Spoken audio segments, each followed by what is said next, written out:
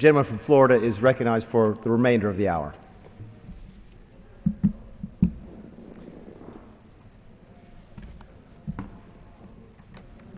Thank you, Mr. Speaker.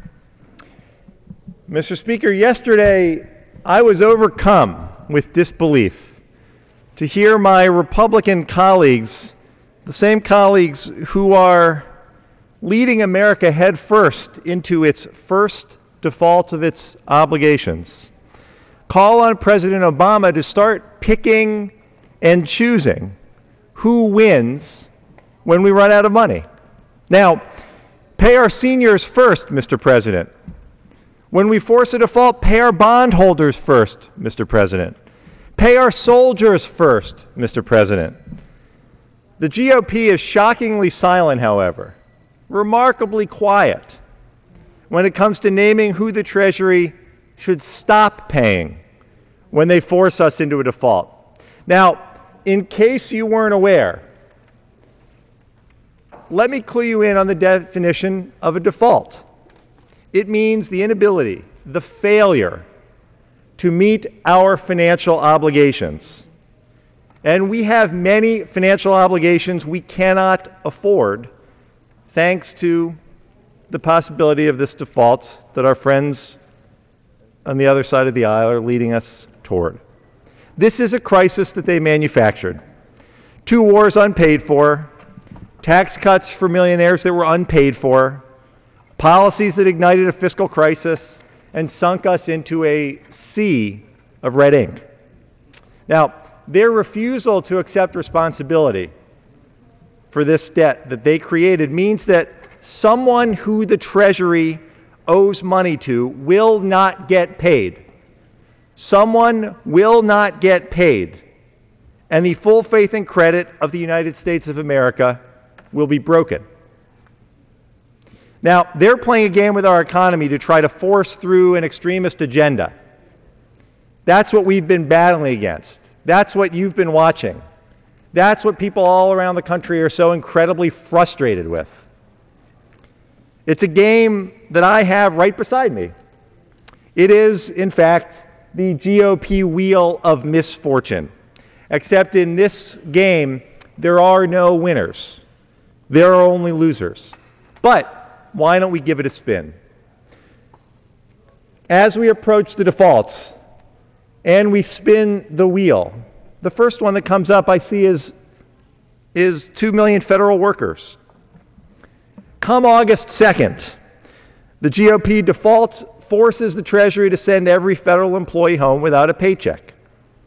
From the personal care attendant who works for the Department of Veterans Affairs to the park rangers who lead families through our national parks, a GOP default will send 2 million American workers home without pay. During this time of high unemployment, our economy will suffer even more with the ripple effects of suspending pay for 2 million American workers and their families. So pay the federal workers, we might be told. Let's figure out who else we might choose not to pay. What other obligations of the federal government will be broken? What will we choose to avoid if there's a default? Well, if we go back to the wheel, we spin the wheel again, we see foreign creditors.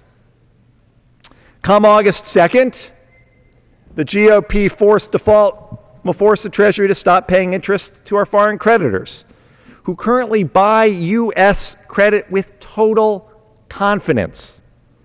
When you default on a credit card, everyone knows this. When you default on a credit card, you don't save money. Your interest rates go up. The bank lowers your credit rating. And if the U.S. stops paying its creditors, then the U.S. credit will be downgraded, interest rates will skyrocket, and our economy will freeze, and the damage amount to a tax increase on every American family will be thanks to the Republican majority that will force this default. But perhaps we should pay the credit holders.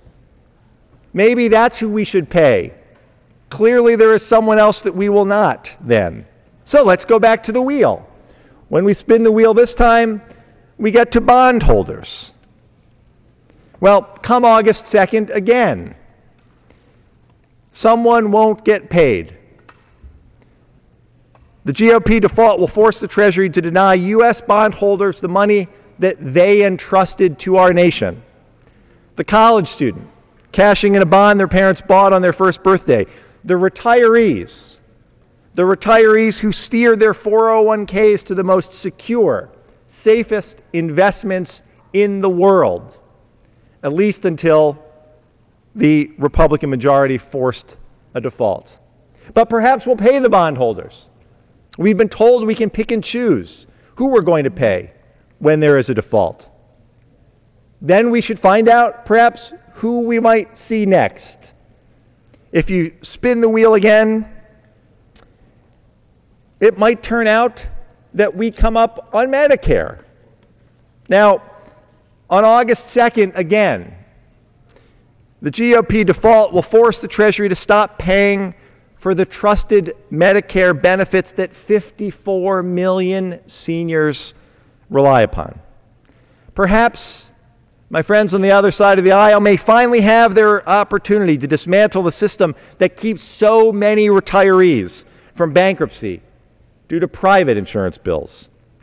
The doctors who treat our Medicare patients, from the primary care physician who takes seniors' blood pressure during yearly checkups to the oncologist who treats our grandmothers and grandfathers when they struggle with cancer, won't get paid as a result of this default.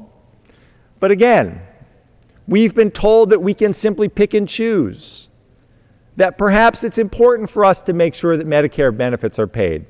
What to do? We can go back to the wheel. We can spin the wheel again. It may turn up on veterans. Perhaps we've made a decision to make these other payments, but it comes up on veterans. So again, on August 2nd, if we do not come to an agreement,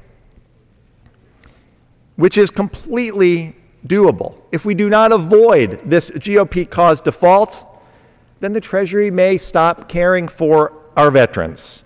Representing Florida's 19th district, I am privileged to serve thousands of veterans, many of them veterans of World War II, members of our greatest generation, the very people who built this nation into what it is today.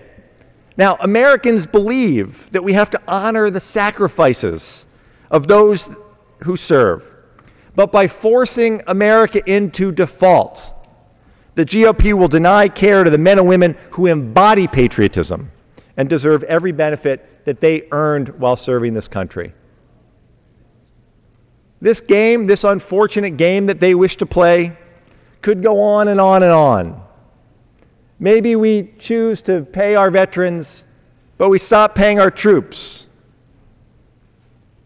Maybe we will, as the President pointed out, we will have no choice but to stop paying Social Security in the event of default. Come August 2nd, the potential of a GOP default would force the Treasury to deny seniors the Social Security benefits that they earned over a lifetime.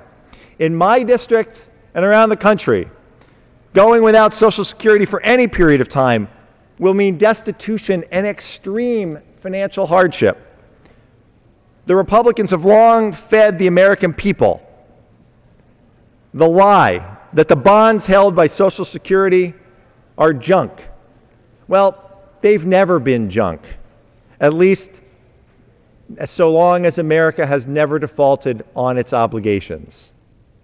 This is the wheel of misfortune that we have to avoid getting to. It's not a game anyone wants to play.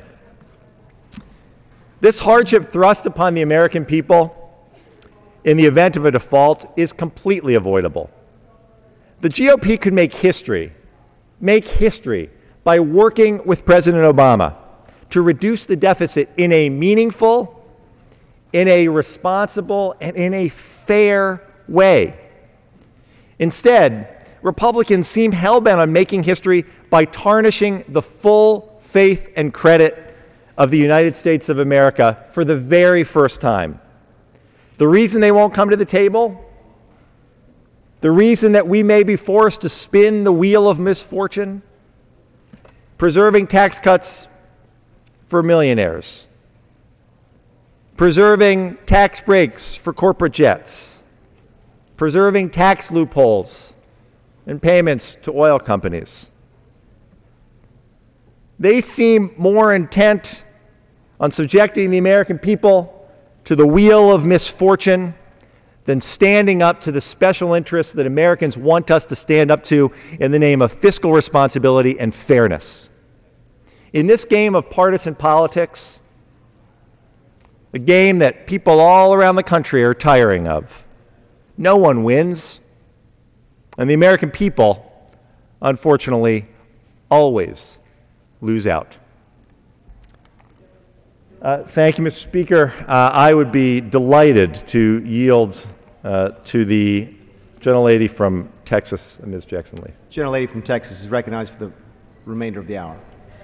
Let me thank the gentleman from Florida. He is. Let me thank the gentleman from Florida. He has certainly awakened a number of issues and members